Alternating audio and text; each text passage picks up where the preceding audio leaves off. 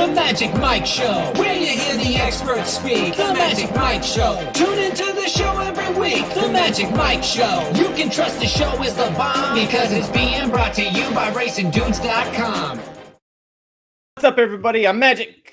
And I'm Mike. And this is the Magic Mike Show, episode 561. Mr. Somich. Hey, rain in Saratoga, shocker. Huzzah!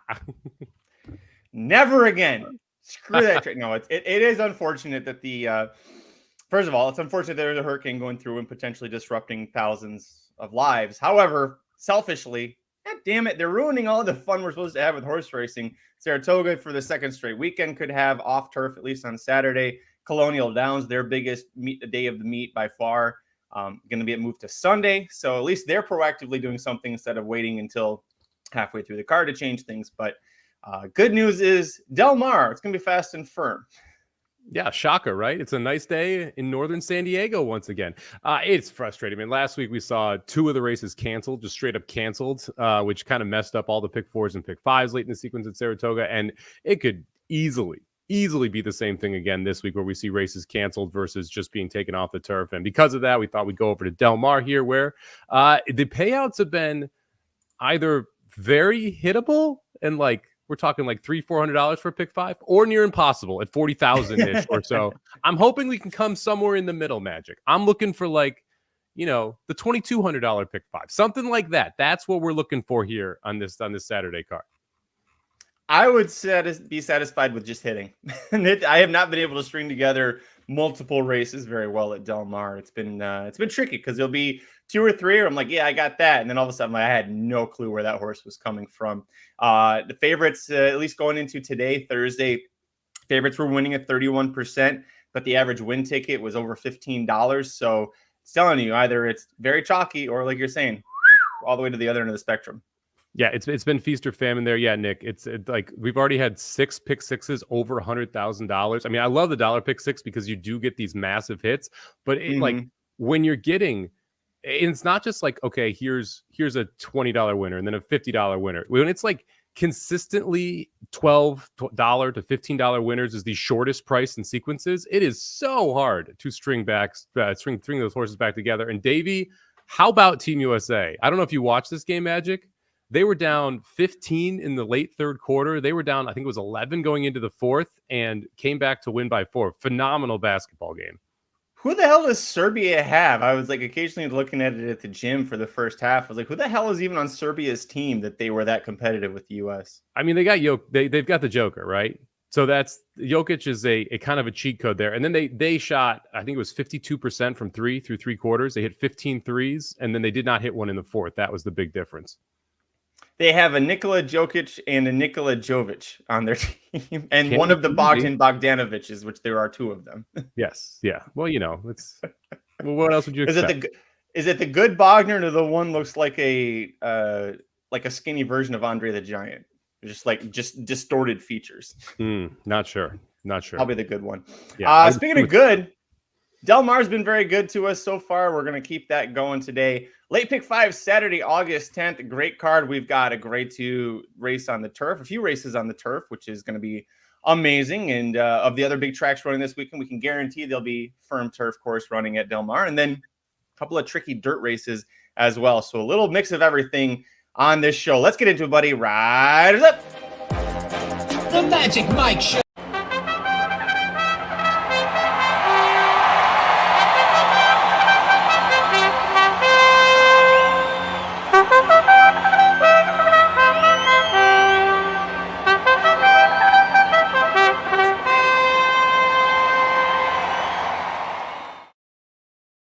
I was so excited about Del Mar, I hit the wrong button. Yeah, that's okay. You need a producer. That's what you just need a producer, Magic. Now you're so used to having one in your ear. I'm used to having someone do all this for me. It's rough goings right now. First leg of the Del Mar Late Pick 5 on Saturday, August 10th, race number 6. It's a mile turf route for 9 males 3 and up, which have never won 2 lifetime and have started for a claiming price of $50,000 or less. Where'd you go on top? Man, I was in the blender with this race. I'm not going to lie. I went to like 4 different horses that I wanted to use, and I had 2 different ones on top at one point or another. But we're going to go to the inside here. Jack, Karuyak. We're going with the one horse here, D'Amato Fresu. Don't hate that at all with the combination, but this feels like there's quite a bit of speed in here. And if you look at Belmont Bill, he probably is going to go to the lead. We saw him get pressed by Jeweled Celia, I think maybe the 6 horse last time out. There's gonna be some pace, and you look back to the one horse's last effort on turf, 2 back at Santa Anita, going a mile and an eighth. That was against a $100,000 open company N1X allowance. Final Boss won that race, pretty good horse. The last race over at Los Al, not all that worried about. Now we're getting an upgrade from a jockey perspective. We're getting back on the turf, and we should get a phenomenal trip. Should be able to save ground on both turns, sit behind the speed, get one run. So I'm gonna go with the one horse, Jack Karuyak, 7-2 on top. Kerouac? Jack Kerouac. Kerouac. It's Jack Kerouac, an author. How is it Kerouac? It's K-E-R. Kerouac. I don't know. I just knew it was Jack Kerouac.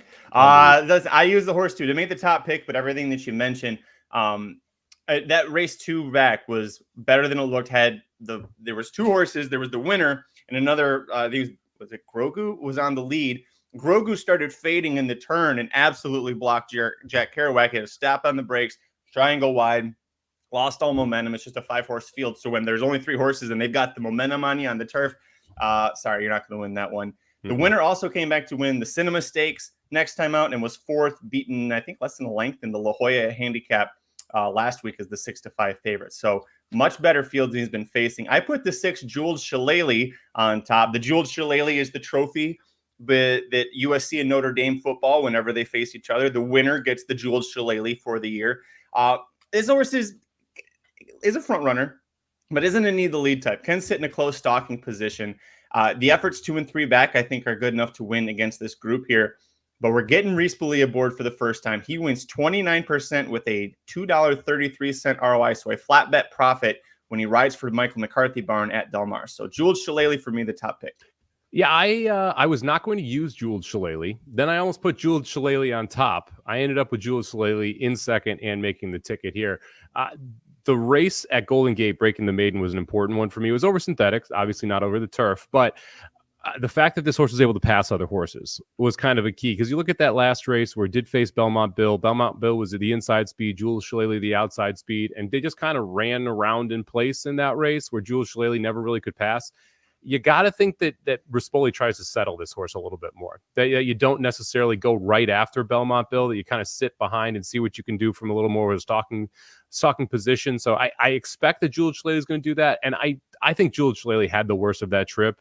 Was 3 wide on the first turn, 3 wide on the second turn. It just never really saved an ounce of ground, and that kind of affected it. And you only a neck behind Belmont Bill. So I don't think Belmont Bill was necessarily the best horse in that race either when you compare the two. So I had Jeweled Shillelagh in second there. Third for me, I'm going to go with the other D'Amato. Go with the 3-horse Sea of Cortez, 10-1 on the morning line. This is another one where I liked that last race. We were in the maiden 50 level, got the job done winning by a neck, but was able to come from off the pace. A little concerned about the distance. And to me, that's the one thing. But this is a horse that D'Amato stretched out to 1.25 miles for the second start in the U.S., then came back at 1 mile. So clearly they think the horse doesn't have an issue with the distance. Now you're getting second off the layoff. Second is a 4-year-old. Both things that I really like. I realize we're stepping up in class here, but it's not a huge jump up in class. All of the numbers fit. And again, let's say that the 2 Belmont Bill and Jeweled Shillelagh do hook up. Then Sea of Cortez should sit a very nice trip to be able to try and close into that pace. So 3, Sea of Cortez was third on the ticket for me. Didn't use, but I considered getting Efren Hernandez aboard. Efren Hernandez rode the victory before. Is normally a Los Al jockey. So I'm guessing Phil D'Amato used him a little bit at Los Alamitos, gave him a shot, and it worked out well. And it's nice to see that he's going to keep them out. It would have been a little too expensive for me to use him in here. It's also going to be first time facing winners, but the only time he dropped in for the condition that allows him to run here for that $50,000 tag, he got the win. So good things to say about Sea of Cortez and getting a great price, at least for now. It's a little red feather horse. I never really know how well they're going to get bet. It is an anomaly with them. Like they either get hammered or don't touched. And usually when they're not being touched, that's when you shouldn't touch them either. It's a big no-touch zone. Third for me, I'm going to use the 8, Neshoba's Joy, 5-1 for Carla Gaines. And this horse is very dependent on the pace breaking down and him coming with a late rush. But Last time out was a step slow. He was 9 lengths behind early on, going to mile of Santa Anita and still got fourth, missed less than a length. Belmont Bill second, Jules Shillelagh was third in that race. I thought it was really impressive that he was able to do that. The one time he broke his maiden, it was going to mile of Santa Anita. And it was the one time he was more forwardly placed. And now Edwin Maldonado back aboard for the second time. I wouldn't be shocked if Neshoba's Joy, the 8 horse, is a little more forwardly placed than he has been in his last few races. Adding blinkers here, maybe that kind of wakes him up a little bit. He's only had blinkers on one time in his life. Billy Morey was the previous trainer. Third career start, didn't really do anything. But I'm going to use the 8 Neshoba's Joy at 5-1. Yeah, I thought about this one. It's interesting. You're adding blinkers. You like you mentioned that one race where he was closer placed. He did win. My biggest issue is the price here at 5-1 and at the turf course. Like if you watched last weekend, you could not close last weekend over this turf course. And so I'm a little concerned that that's going to be the same way here. And the 5-1 price, if you look at this horse against winners, 30-1, 33-1, 30-1, 11-1. And now we're 5-1, and we're still against winners. I realize we are dropping a little bit because this isn't the N1X level, but N1X to the allowance, I don't think is a huge drop, especially when you get a decent field like this. So I couldn't get there because of how the turf course is playing and the price. Because of the way the turf course is playing, I'm going to use the 2 Belmont Bill as well. We talked about the scenario where this is a fast pace. If this is not a fast pace, I think Belmont Bill could be very dangerous on the front end, breaking from that 2 position. You're going to have speed on the inside. Belmont Bill is going to go right to the front and play catch me if you can. And I am a little concerned that they may not catch him if Jules Shillelagh doesn't go. So I included the 2 as well, just as a kind of a coverage from a speed perspective. I think that of the front runners, he might be most likely to go, but I also think the 4 could go, the 5 could go. I think the 9 Adios Cole might try to go from that outside post. Oh, that's going to be a little tough, but there's a few horses with pace. I think I'm banking that it's all going to fall apart, but I get why you're using Belmont Bill to try and take them all the way there. Robert Witt brought up Carroll's Comet. Did you consider this horse at all? Carroll's Comet. Let's see. Where's Carroll's Comet? Is that a different race? I recognize the name. I was like, okay, we'll come back to that. Robert, you're a touch ahead of us there. I know that horse is in the card because I remember the name. Yeah. Apparently, I gave away that I'm not well read because I guess Kerouac is a very famous author. And Carm Ramrod mentioned that as well. But yeah, I've never read a Jack Kerouac. Have you read a Jack Kerouac book? No. It always seemed boring as shit to me. Okay. He was someone name a Jack Kerouac book in the chat just so that we know? I know On the Road. What's the most famous book? On the Road? I think On the Road, yeah. He did a lot of like loner pieces out in nature and like reflective. And to me, like, it's fine if you like that. For me, that's boring as shit. So yeah, not my cup of tea. Give me a good spy novel. If he was a spy novel writer, I probably would have known the name. See, yeah, you want to talk Russian spy novelists? Yeah, let's go. Mike's your guy there. Excuse me, I've read plenty of books. Just most of them involve Star Wars.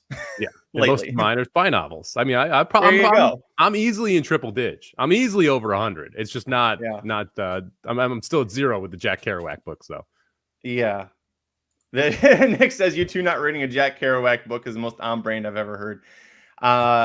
Yeah, that's. Should we do? And I have no apologies for it. Magic Mike Book Club. We both read first chapter of one Jack Kerouac book for next week and talk about it. If I don't put a bullet in my head, I'll try and do that. Yeah. Second leg of the late pick 5 at Del Mar on Saturday, August 10th. Race number 7. We've got maiden Calbred juveniles going 5.5 furlongs on the dirt. There's 10 entries, 2 also eligibles. Of the 10 that are in the field, only 4 of them have prior racing experience. So to make this a little interesting, where'd you go on top? Does make it a little interesting. But when it's 2-year-olds, they're maiden Calbreds. What are we gonna look for, Magic? Is it Luis? No, it couldn't be. We're not going to go to Luis Mendez, are we? We're going to go to Luis Mendez, baby. Give me the 4 on top here. Charms Away with a Z for the millennials out there. Luis Mendez trains this one. The race 2 back I thought was very good. The race last time didn't break well and then kind of rushed up. Was the favorite out and less than an even money favorite at Santa Anita last time out. This horse is fast. This horse shouldn't have an issue breaking. There's multiple gate works that say that this horse doesn't have an issue breaking. Yet for some reason in the afternoon, this horse has not gotten away from the gate well. if at some point this horse breaks, I think Charms Away is going to be very dangerous, especially at this level, especially going 5.5. So give me the 4 Charms Away 5-1 on top. Did not make the top pick. I have the horse second. My good friend Bill Branch, who's got a lot of horses with Luis Mendez and has had some great horses over the years in California. He co-owns this one, and so I didn't talk to him about it. I haven't had a chance to talk to Bill about it yet, but I know that he likes to give horses to Luis Mendez, especially these early 2-year-olds. So I'm with you on Charms Away. The winner of his race on debut, last time out, runs Friday. So tomorrow, as of a recording, in the Graduation Stakes, which is a Calleward Stakes race. The runner-up won next out. The third place horse in that race was second next time out. So seems to be a kind of a live race as far as 2-year-old Callbred races go. I did put the other Mendez horse on top, the number 9 Silverado Storm, who's going to be debuting. First-time starters for Mendez, 23% win rate, $3.10 ROI. Nick Seaver says the 9 beat the 4 in workouts. I didn't get a chance to watch the workouts. I had seen that report, though.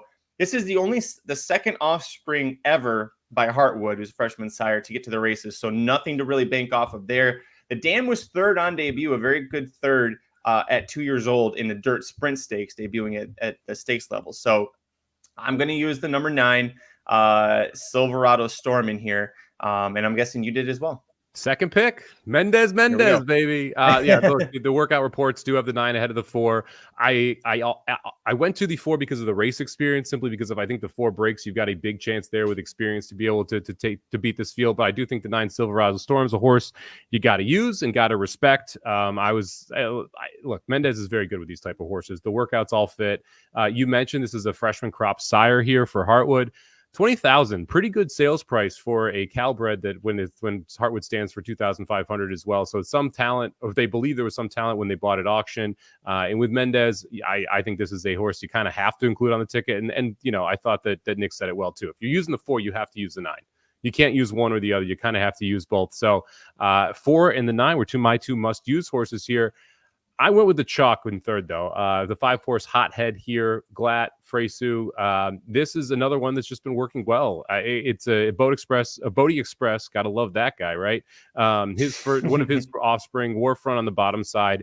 Glatt, 20% first-time starters, $2.73 ROI. Glatt and Fresu together, 29%. At Del Mar, 24% overall. All the stats kind of fit. I like the fact we also have longer workouts with this horse. You're seeing a lot of workouts are 5 furlongs or longer, so the horse has got the stamina to be able to be ready for this race. So for me, going 4, 5, 9, and going to get through this one. How about you? 5 was this third pick for me as well. Yeah, and really the 4 and 9 was like almost a flip of the coin for me for top picks. So we saw this very similarly. Agree on everything you said. Bodie Express is a freshman sire with debuting runners. 11 of them have run so far. 2 wins, 3 seconds, and a third. So 2 for 11 winners, 6 for 11, over 50% in the money. And you're getting one of the hottest barns at the meet with a great jockey who's finally getting that winning luck. Fresu started the meet with a hell of a lot of seconds, and then last weekend kind of kicked it into gear finally, including winning the La Jolla with Stay Hot, who, by the way, Stay Hot, when he doesn't face elite company, is undefeated on turf. He's only lost the Breeders' Cup Juvenile Turf and the American Turf on Derby weekend. That's it. Everything else he's won on turf. It's incredible that he keeps it going. I did throw on, and I love that he's a price here, I did throw on the 7 Speedy Wilson as my last one here. Now, Tough Sunday is a private stallion for owner breeder Nick Alexander. He was a son of Grazen, who Nick Alexander campaigned and has been a really great stallion in California. Tough Sunday's only had 4 offspring total to the races so far, but all 4 of them are winners. 2 of them won their debut. The only horse that ever debuted at 2 also won that race. The Dam Queen of Her Castle won her debut at 3. Worked a really nice 47-2 from the gate. It was a Los Alamitos, but the fact that you showed speed in the final prep for this, and I mentioned last race, Efren Hernandez is a Los Alamitos jockey, so he knows how to get horses out of the gate quickly, put them into position. I like the D'Amato saying, "Hey, look, kid, I'll throw you a mount here on a debuting 2-year-old." So I threw Speedy Wilson on here. I don't know if 10-1's going to hold. It might, just because of Glatt and Hothead. I think are going to take a lot of money. Mendez will attract some attention. So Speedy Wilson, I think, could be sneaky here. This was my 4th horse. My ticket is cheaper than yours because I went 3 deep here. You went 4 deep, but outside of that, our construction was identical. So I went 3-3-1-3-4. You went 3-4-1-3-4. So if I used a fourth horse here and matched Magic ticket price, it would be the 7 Speedy Wilson for all the reasons you referenced. Like the fact that you had that blowout out of the gate right before we came down here. That was on the 3rd. So on basically a week before this race happened. And I bet Hernandez was actually riding for that as well. If you go at we're not going to get workout reports because it was at Los Al. But I would be shocked if he has not been up for at least that, if not all of those workouts for D'Amato there. Third leg of the late pick 5 at Del Mar on Saturday, August 10th. If you think we saw that race to similar, well, take a look at the Yellow Ribbon Handicap. It's a grade 2 race going to Mount 16th on the turf, fillies and mares. Just 6 of them entered in here. This is the local prep for the John C. Mabee Stakes going to Mount 8th at the end of the meet. We're both going to single your big favorite at 3-5, Anisette, and I'll turn that over to you because you've been on the Anisette bandwagon since day one. When you hear John C. Mabee, do you think of that song? The Call Me Maybe song? I've had Tie a Yellow Ribbon stuck in my head because of the race name, but now I'm going to think of that because of John C. Mabee. Call me maybe. Anyway, Anisette, I've loved this horse for a while, and she is not disappointed at the window or on the racetrack. Since coming to the U.S., 5 wins, 2 seconds. I tried to find a way to beat her here. It's really tough. If you look who she's lost to, she lost to Ruby Nell. I guess you could call that was a knock on her. That was going a mile at Santa Anita. The other loss to Didia, last time I checked, she was a pretty good horse. Yeah. Maybe you beat her if you could beat her from a speed perspective. And that was kind of what I tried to look at. But you've got, it seems like a couple horses in the outside, and Bella Bell and Ever Smart, that are going to at least inject some pace into this. And the fact that matters, look, Anisette's chased slow paces before and still wins. I mean, last time, 2 back going a mile and a quarter, they go 48-113, and she still wins easily. And so it's hard for me to really find a way to knock her without a lone speed type horse, because look, if this is a race to the finish from the top of the turn, she's winning that race, right? Yep. It's whether or not someone is far enough in front of her and has enough left to be able to hold her off. To me, you can't really go too deep in this race if you're using her. You kind of have to single her or play against her. And I couldn't find a way to play against her with 1 or 2 horses in here. So I went with the chalk here, Anisette on top, even though she's carrying more weight, even though she is 3-5. It's hard to get around this horse. If I did, it would be Bella Bell, but I didn't have any real conviction around it. And for me, I thought if I was going to use a second horse, it might be the one horse on court, who 2 races back won the grade 3 Royal Heroine, first start in California for D'Amato after running on the East Coast for Brittany Russell. And then the Gamely, I was willing to give her an excuse because she had no space to get going. And then when it was time to kick, it was a little too late. Everybody, kind of like we had said with Jules Shillelagh, everybody else already had the momentum on her, and she just kind of spun her wheels. But I also, when handicapping, I didn't have the morning lines. I was like, this has got to be the second choice on the morning line. And I agree with you. If you're going to use Anisette, you've got to single her here as well. As far as the pace goes, I see Dennis saying that he would use the 5 Bella Bell just because of her possibly being lone speed. And she won the San Clemente Stakes in 2022, which Anisette won in 2023. Bella Bell came back and was second in the Del Mar Oaks, a race Anisette won a year later, but lost to Spenderella, a good horse, and then was facing the likes of Gina Romantica and then Ruby Nell, and then last time on the Royal Heroine just completely quit.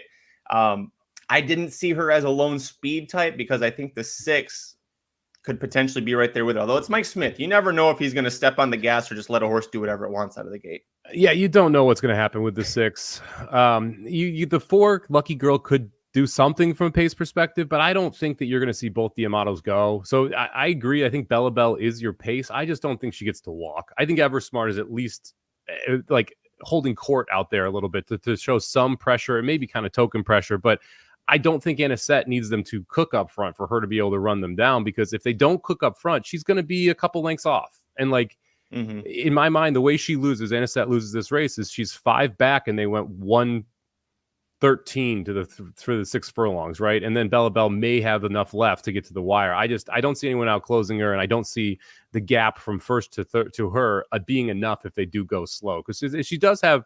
And when they did go 113, she's only a length and a half off. And if you let her be a length and a half off, she's going to outkick you. So it's hard to, especially in a shorter field, find a way around her. Yep, fully agree with you there. Let's move on to the penultimate leg of the late pick 5 Saturday, August 10th at Del Mar, race number 9. It's another 5.5 furlong dirt sprint. This time it's going to be for $12,500 claimers. Was there a condition on that as well? Never won 2. So yeah, 12-5 claimers, now winners of 2 lifetime, a field of 12 in here with 1 also eligible. Where'd you go on top? I went to the 8 horse on top here. Not too creative, Devil Among Us. Look, this horse was running well at the state bred level. Jumped into this 12,000, never won twice lifetime level, going 6.5 furlongs last time out, and just got caught toward the wire. Guess what? Going 5.5 today. That last furlong not going to be as big of an issue for the 8 horse Devil Among Us. Not getting too creative with 3-1, but I do like a price in second. Did you use Devil Among Us? Top pick for me as well. Yeah, we're gonna. I promise, folks, we are gonna diverge at some point. I think the last race we have 1 or 2 horses that we agreed on. The rest we're gonna disagree on. But yeah, Devil Among Us. The fact that this horse dropped to this level for the first time last out and was second after setting a really quick pace for 6.5 furlongs, and Kahuna Magic was way back and came back to catch him late. I think he's shortening him up a furlong here is absolutely the right thing to get him this second win. You mentioned 5.5 at Los Alamitos against state-bred optional claimers last July. Almost got the win. So, yeah, Devil Among Us. But Kyle Frey deserves more respect. This kid is riding his ass off at Del Mar. I've been really impressed with how he's come back from that sabbatical that he took for mental health reasons. He has been super sharp. So, would love to see him get another win here for D'Amato.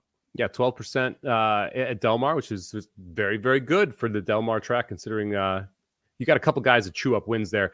For a price for me here, let's go with the 4 horse, Carol's Comic, 12-1. Cedillo picks up the mount, and that is a big part of this for me. We always talk about Cedillo specifically on the dirt, rides very well, able to get horses out of the gate. One of the things that he is known for.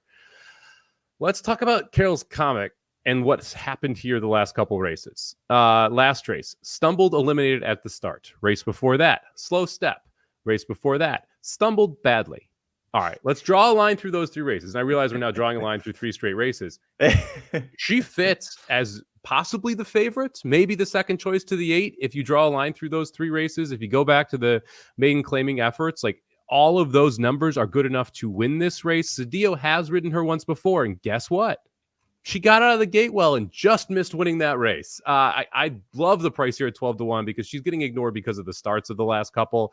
I think the fact that you get Cedillo to help her get out of the gate makes this a very different horse today. The price is right at 12-1 as well. So give me the 4 in second here. I almost had the 4 on top just because of the price. If I was betting to win in this race, it would be the 4. It wouldn't be the 8.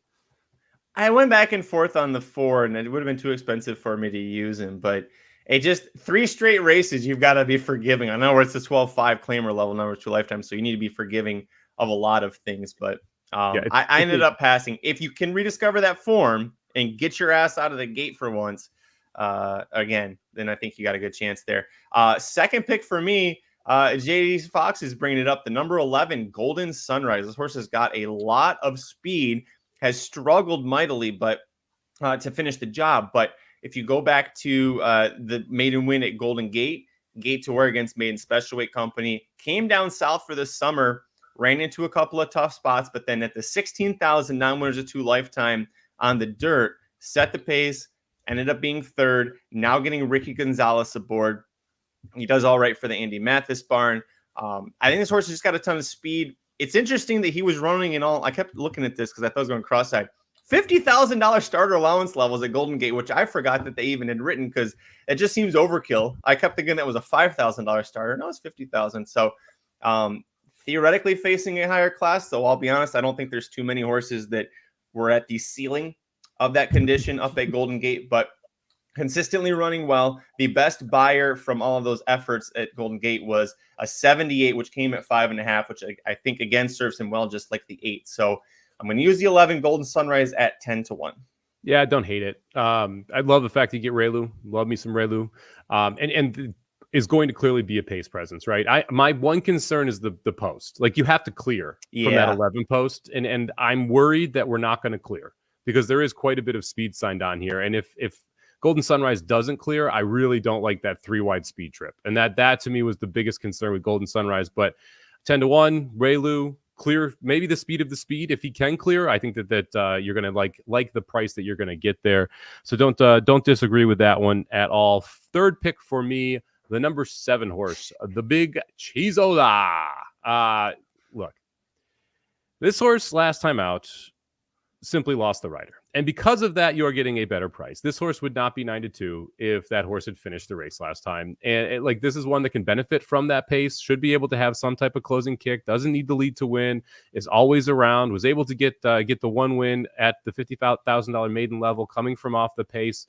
Switch Barnes, Steve Knapp did okay with this, Keith Cragmire did okay with this horse, but now we're switching back to Steve Knapp, who's 16% off the claim. Herrera rides through the claim. That's a positive. I considered the 3, Papa de Oro. This horse has beat Papa de Oro 2 back, and I was a shorter price last time than the 3 horse was. So I'm going to take a little bit of a shot with the 9 horse rebounding off losing the rider last time out. The 7 horse. Right? The 7 horse. I'm sorry. Yeah, 7 horse. No, that's right. Let's make sure I got that right. Third pick for me.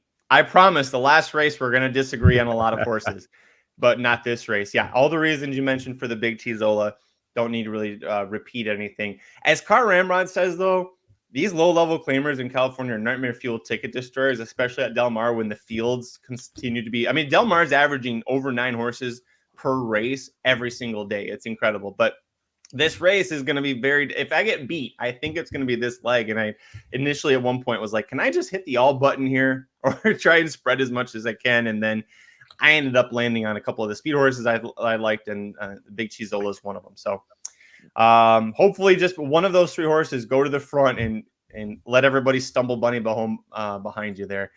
All right, here we go. We're going to disagree. I promise. Dennis says this show goes slow if Mike and Magic aren't bickering. It's actually gone very fast because we're on the 5th race and we've been on air for 31 and a half minutes, but we saved it all for best for last. Race number 10 will close things out. It's a 5 furlong maiden special weight sprint on the turf course. Going to have a field of 12. I think, is Tiz Now Mama going to draw in? I can't remember if they can hold 12 going 5 furlongs or not. Might be still listed technically as also eligible, but the scratch of the 11 Barb Taraj and the 13 Thank You Kara will scratch as well. So I'm going to say we're going to get a dozen in here. All of that to say, where'd you go on top? Give me the 5 horse here. Gervin Gal, first time starter. Sires Gervin, 18% first time out, 10% first time turf winners. Aaron Hardy, pretty good turf training or turf trainer, 19% with the first turf starters, 29% turf sprinting. You get Talamo in the irons, the 2 of them, 50% over just 2 starts together. Horse has been working well in the morning, specifically the work 3 back, 47-1 out of the gate. Handled the synthetic track the alternate track over at Santa Anita as well, and sold for $180,000 off a $30,000 stale price. All of those reasons make me think the 5 horse Gervin Gal live here. So give me the 5 on top at 5-1. You stupid son of a. No, I'm kidding. I didn't use the horse, but I was trying. Dennis says he wants blood arguing rage. I was trying to inject some there. I went back and forth. I was afraid the 5 was going to get bet a little bit too much off of that 5 good morning, because those are all great points that you've brought up. But I think everyone else might see that. Owen Hardy, great trainer. He's got a horse at is it Colonial Downs? No, Saratoga. He's got a horse in the Saratoga Special that I liked a lot to win that race with Flavian Pratt aboard. So good trainer, good with debut horses. Going to pass on him, but might be my undoing. My top pick is the 1 horse. We each went 4 deep, and we agreed on 1 horse.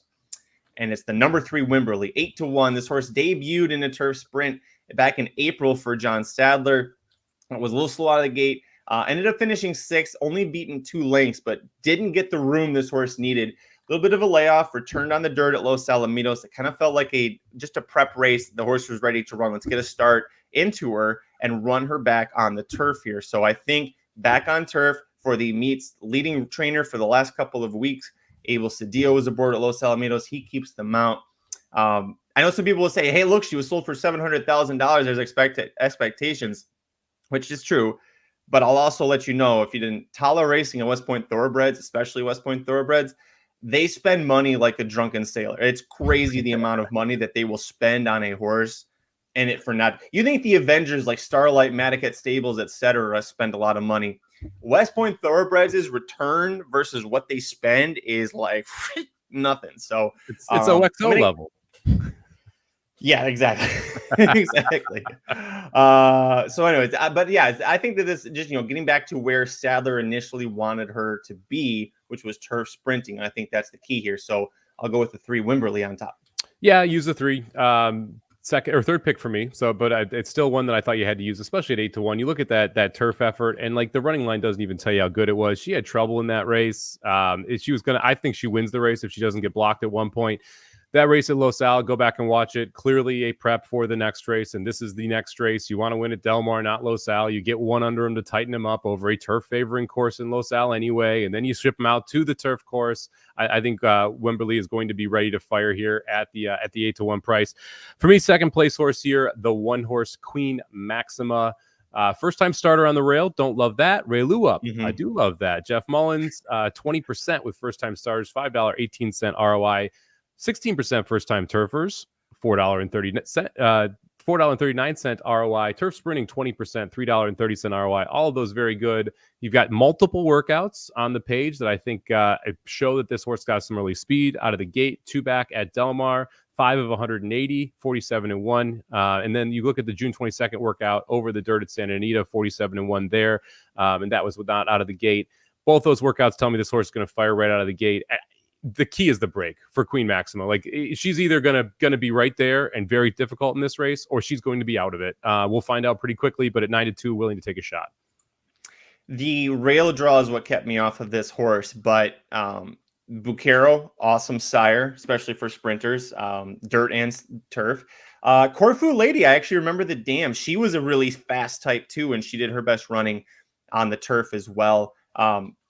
She was super speedy. So if the seems like the speed might be passed on to Queen Maxima, she'll be tough. It just was the rail draw for me. But every other point you made, I'm not going to disagree with. And this is Corfu Lady's first full. So no idea how the siblings have done because they don't exist yet. So that made it a little more difficult to try and figure out how they're going to fire or how this one's going to fire. But like you said, I mean, it's a bunch of run early pedigree, bunch of sprint pedigree. The horse has been training well. The rail is the big question mark. I think if the horse breaks well, Queen Maxima is very dangerous. Obviously, that's an if. Second horse for me is it's going to be the number 7, Not a Sinner. And this is a horse that has broken hearts so many times.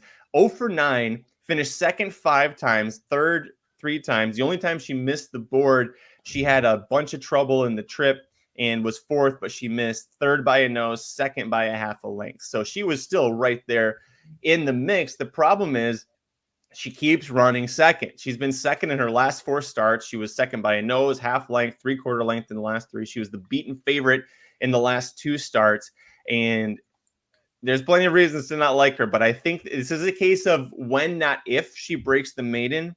I'm going to use her just because I think that she stands a good chance. But I'd understand, especially at 4-1 in a history of loving to run second, if that makes you want to back off of her. Don't use her in the multis, use her in the exotics, right? This is just your classic underneath horse in my mind, second or third. It feels like she needs to drop to win. It feels like they don't want to drop her because someone takes her and then runs her in an allowance, right? I mean, like that's kind of just your juxtaposition here if you're the owner, because there's almost always going to be someone who's just a little better than you in this level of race if you're not a sinner. And you're going to need to drop down to get that win, but then you're probably going to lose her if you don't drop low enough to be able to get her to win. So not a horse I'm willing to back, especially at the 4-1 price, especially with how much money that she has burned. At this point, I would say she is a sinner because she's taken so much money from other people. But I get it if you want to use her. I looked at her for a while. It's just 10-1, 8-1. I could get behind it. The 4-1 price makes it difficult for me. I'm going to go for a bomb. Last horse on for me. Give me the 2 horse above all else here. Carla Gaines and Frisu. This is Frisu's first call. So he will be riding the 2, not the 12, which I do think is relevant because he is one of those riders that I want aboard for my horses. This horse has gone long twice at Churchill. Showed speed both times, quit both times. Don't really care. The important thing for me was the showing speed part of it. Now we're going to shipping out to California. Now we're going to run for Carla Gaines. We're cutting back in distance for sprinting. And there is a ton of pedigree for this horse to be good at this, right? So 5 of the 8 siblings have won, including a $500,000 winner. 4 of those have won on turf, and 2, including a grade 3 winner on the turf. Like the pedigree is there. And then like the workouts all of a sudden are very good at Del Mar as well, getting a little bit better every single time. That last one in 47-4. Like I think this horse has a legitimate shot to break well. And I don't know if above all else can stalk because we haven't given her the opportunity to do so. But if she shows some speed and then is just the most in-conditioned horse of any of these because she's been going 2 turns and going longer, I think above all else is awfully live, especially with Freysu up. So we'll take a shot 20-1, the 2 horse above all else. My concern with the 2, I think the horse will outrun the 20-1 odds, is cutting back from a mile and an eighth to 5 furlongs. It's not anybody's fault because the 5 furlongs is the farthest they'll sprint on the turf at Del Mar. But this seems like a horse that would love running a flat 6.5 at Santa Anita, maybe even down the hill at Santa Anita. I feel like 5 is going to be just a little too short for this horse. I think she might have the chance to stalk. She did pass a couple of horses in her debut when she was almost last away and then ended up finishing 7th out of 12. There's talent. I really think that there's talent for the turf. 5 furlongs is what worries me, but the Dam did her best running 5 furlongs on the turf at Gulfstream Park. So, maybe 5 furlongs really is what she wants to do all along. Who knows? Yeah, the price is what peaks. Yeah, that's a great price. Right. It's the 20-1. And to me, this isn't a world beater field. I have 2 first-time starters on top. This is another one of those unknowns. Like, we don't know what above all else can do sprinting. And we do know that, like I said, 5 of the 8 siblings have won. There's a graded stakes winner there on turf. There's a $500,000 earner, and the mom like going 5 on the turf. There's enough there to be like, yeah, I'll take a little bit of a shot here. And Carla Gaines, well, she does run her horses into form a lot of times. She doesn't waste starts at a wrong distance very often. It's like if she's gonna have a course going 2 turns on the turf, generally they start going 2 turns on the turf. She doesn't cut them back just to stretch them out again. So I'll take a shot here with the 2. Last 2 for me going to be prices. I'm going to start with the number 9, Automax. Second time in the Richard Baltas barn. The only 5-year-old. So there will be 11 runners. The 12 is still technically also eligible. She's the only other non-3-year-old in the race. If she even makes the gate. The 9 is a 5-year-old who had seemed like she had some good talent when she was a 3-year-old. Debuted going 5 furlongs here at Del Mar. Had a really nice stalking trip and got home second. Wasn't close to the winner, but a good second. Came back in a mile race. Okay, that didn't work. Cut her back to 6 furlongs. Another good race where she was 4th, but she just missed second by a 1.5 length. The second place horse, Phenom, came back to win. And then she missed a 1.5 years. And this is a daughter of Caravaggio out of an acclimation mare that has potential in the breeding shed, right? Like, there's some things to like about her from that standpoint. And they still kept her in training, gave her to Richard Baltas. Her first start with Baltas was the only time she didn't have blinkers on. And clearly she needed the blinkers because out of the gate, she was like, go, go, go, go, go. And just crazy. There was no corralling her. And then she ends up, completely fading about 3/4 of the way into that race and had nothing left. So the blinkers go back on. So I like that move. I was like, okay, this was a bet. Let's put the blinkers back on.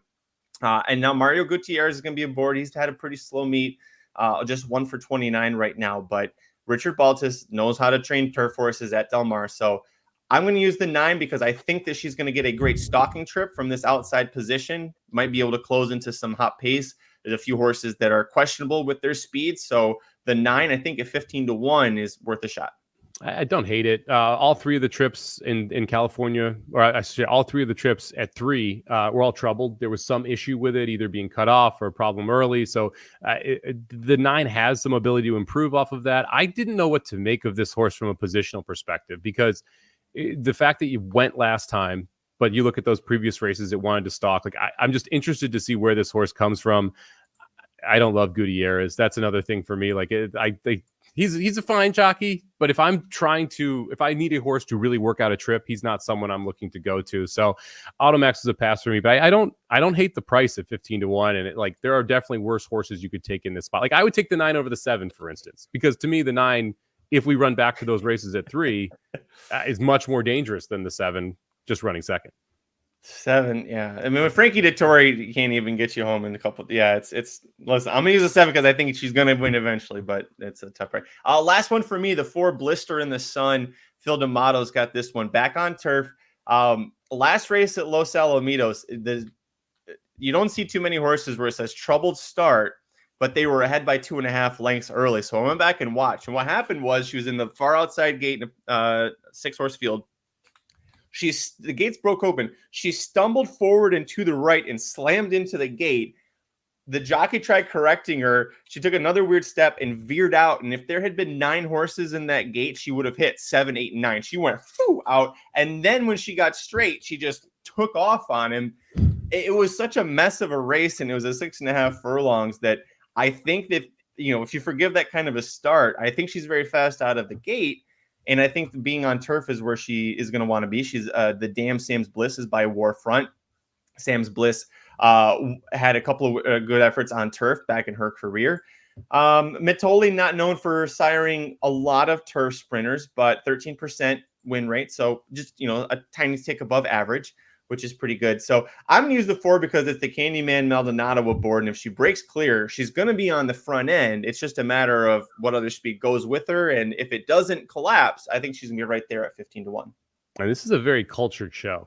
I mean, we're talking about Call Me Maybe. Now we got the Blister in the Sun. Let Me Go Why, right? And we got Jack Kerouac or whatever that kid's name is, right? We're all over the place here. Just bring in the culture in. Didn't use it. Little interested in it. Couldn't fit it on the ticket, though. I agree with you. Getting back to turf, the key here. And that last race was an absolute mess. She might be the speed of the speed. And if that's the case, then always dangerous 5 on turf. Well, thank you for joining Mike and I talk about the Magic Mike Show. Thank you for joining us on the Magic Mike Show to talk about the Del Mar late pick 5. We talked about it. We talked about our interests outside of horse racing as well. The 13 is pretty interesting in that last race. Oh, sure. Let's go back to that real quick. Yeah, Tiz Now Mama. She's in. She's a 4-year-old, first-time starter. Freysu will not ride. Like I said, Freysu's first call is the 2. Showed speed at Keeneland in a $150,000 maiden claiming race on the dirt. That was October 22. This is first off the 2-year layoff. So the questions around that, but does switch barns into Doug O'Neill's barn. The turf pedigree is good enough that I would be a little bit interested in her. I think at 15-1, she might be one of those that, like, if you're looking to add to a ticket, this would be one of those races I would add to, and she'd be a horse I'm a little bit interested in there. So I don't hate that 13-1 there. I'm looking through trying to figure out who's going to ride because Fraser's got a mount. Raylo Gutierrez is riding the rail horse for Mullins, who you liked a lot. Doug O'Neill. Mario Gutierrez is riding somebody. Diego Herrera, maybe. I don't see him listed in this race, so that would be my guess.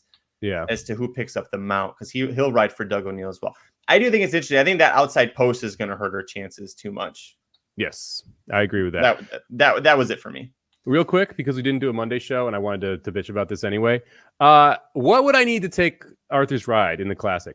I don't know, because Saratoga did everyone dirty, unless you bet Arthur's ride, and sealed the racetrack right before that race. And like, if you want to know how speed favoring that racetrack was, don't watch Arthur's ride win, which was clearly a speed favoring trip. Watch Phileas Fogg win the next race, who cannot get anywhere near the distance, goes 23, 46, 110, and doesn't stop. Like, that to me was like, okay, I don't know what to take from the Whitney now, because clearly this is just a merry-go-round racetrack on the front end. Like that, the track carried Arthur's ride there. Now, do I think he could still be very good and win the Breeders' Cup? Yes, he could be that good, but grain of salt just because of the fact that they sealed that track right before the Whitney. I hate it when racetracks change the track before a major race, because we've been betting it all day, watching all day, have expectations for how it plays, and then you do something like seal it, and you don't know how that racetrack is going to play now right before the biggest race of the day. I always hate it when they do that.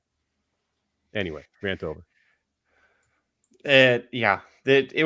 Everything with Saratoga was a mess. And if you want more rants about Saratoga and possibly including hearing me tell Naira to eat a dick on air, you can check out Blinkers Off. I joined Aaron yesterday to talk about potentially, at the time we didn't know what was going to happen with the turf racing. We've since found out that Colonial Downs has moved everything to Sunday.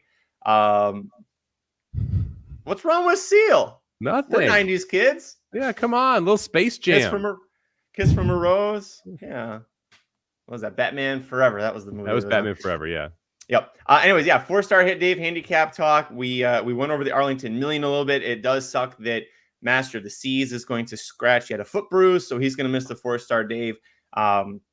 The Troy Stakes. Anyways, the Saratoga Derby might get moved to Sunday. So I guess it's better than what Naira did last week. So I guess I'll give them credit for that. Saratoga Special will for sure run. So you can check out Aaron's picks for that one as well in the video there. And of course, the Somobombs covering all the big races and tracks over the course of the weekend. Where can people find you online for VSiN this weekend? Big weekend overviews on Friday. We'll be live in studio from 2 to 3 Pacific, 5 to 6 Eastern on Sharp Money. We'll have an article around Saratoga. Actually, it'll probably be about Del Mar tomorrow because I don't really want to write about Saratoga because I have no idea if they're going to be on the turf or off the turf. And if they are on the turf to start today, they might take it off the turf. So there'll be a Del Mar article up tomorrow with some spot plays at Del Mar, as well as on Saturday. Saturday and Sunday, you catch me on the handle, noon to 3 Eastern, going through everything from the baseball card that day to horse racing, the whole kit and caboodle. Then Monday morning from 11:30 or 11:30 to noon on a numbers game as well. How about you, Magic? When are you going to be in the FanDuel studio? I was only supposed to be on Saturday, Sunday, Monday, but they need me tomorrow as well. So I picked up a shift tomorrow. I'll be on with Matt Bernier from 12 to 3 Pacific on Friday, 9 to 12:30 Saturday and Sunday with the great Dave Weaver. And then forget who I'm on with Monday. Somebody, maybe Los Ponies. Are we head-to-head programming on Saturday and Sunday? Yes and no. 9 to noon Pacific. You're 9:30 to 12:30. You got to make it. You got to pick Magic or Mike on Sunday. You can't have us both. Unbelievable. They're putting us head to head now. I know. Well, they're trying to split us up. Nick brings up a good point. Oh no, I had it queued up. I was waiting to see the podcast. I was like, I thought you meant where the podcast listeners supposed to watch us this weekend or listen. Yes. Anyways, for the podcast listeners, we'll read out the tickets one more time. And we got it down below for the video watchers. I'm gonna go 168 with 4579, single the 2, then 7811, 3479 to close it out. It's $72 for me, Mr. Somich. Be a little cheaper. I'm a $54 ticket here. We're going to go 136 with 459 with 2 with 478. Is that 8? Yes, 478 with 1 2 3 5. I want to make sure I didn't mix up the 8 and the 9 there because I was 4-9 earlier. I'm 4-8 there. Real quick, do you have any favorite moments from the Olympics? I've only caught bits and pieces mostly, but do you have a favorite moment? Not really a favorite. I actually really enjoyed the men's 100-meter dash. Like, that was fabulously close. And I pride myself in being able to call photo finishes. And the announcer called the Jamaican to win that. I'm like, nah, bro. It was the U.S. guy on the outside. Biles got him. And so I was proud of myself to properly call that photo. The Simone Biles stuff, like the team women's gymnastics, I thought was phenomenal. Like, just what she came back from in Japan to be able to be back at another Olympics. It was awesome to see her there. Wish she'd won the gold on the floor. I've been enjoying handball. Not sure if you've ever, I've never watched handball before. It's always on the third Olympic channel, but it's like a mix of indoor soccer, lacrosse, and polo all rolled into one. Not sure why they don't pull the trigger from 2 more. I would be taking some 2-point shots if I was them from the outside, but enjoying the handball as well. See, I always thought I did catch it. We were watching it in the, one of my favorite part of working at FanDuel right now is that on the weekends, we normally aren't using the desk, so we're just sitting in front of a monitor. So we have 2 big monitors, one with whatever we're supposed to be covering, and the other one's got the Olympics on. And so we watch stuff without sound, and we normally know what's happening, but handball showed up, and we didn't know anything about it, and so we're trying to guess the rules. I thought it was kind of like a mix of basketball, lacrosse, and rugby because they'd suddenly get very violent with each other, but then they'd stop. And I'm like, was it a penalty? Did somebody drop? I did not understand. I still don't understand handball, but it's been entertaining to watch. I think one of my favorite moments was the, what was it? The French pole vaulter losing because of his own pole.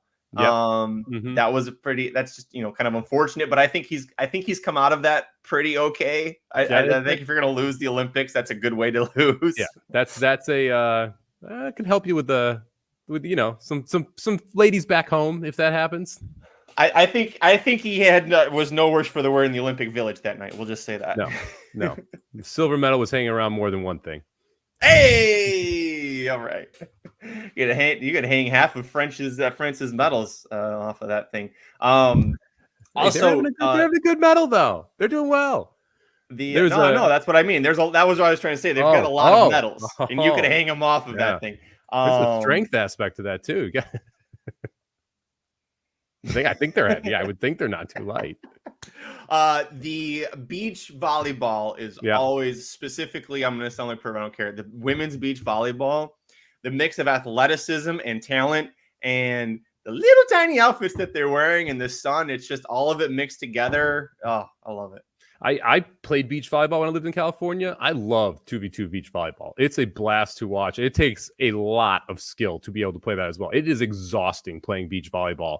So it's always fun. And like it's interesting because when you live down there, you get to see some of the people training too, especially if you're in Hermosa. I think both the women's teams and one of the two men's teams also all train out of Hermosa Beach. So like you just walk down the Strand and they're just playing on a random like Tuesday. So that's kind of cool. One more thing on handball. Yeah. I swear their foot lands like 50% of the time inside that zone. Like there's that little semicircle and they always like jump up and hold the ball there and then like don't throw it right away. I swear their foot touches constantly. Like they almost, I don't want instant replay because I kind of like the pace of the game. But if they had instant replay, like half of those goals would be taken away because they're touching the ground before they throw it. Dennis, this is just a mean comment to ask. Magic Mike versus Aaron and Jared in beach volleyball. I don't trust either one of those guys to get up high enough to get the ball over.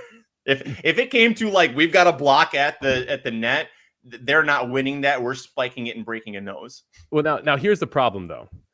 I've got a ripped Achilles. You have a torn up knee. Like so it's a handicap match. Maybe that kind of evens it. I'm not sure I could jump as high as in that right now with my Achilles. Like we're not right full back yet. So we have the height advantage. We're also just like significantly more athletic than both of them. I think you would agree with that. Sorry, just saying it. So I would take us in almost any sport. I don't know. I don't know if Jared or Aaron played any sports in high school. I assume they both did.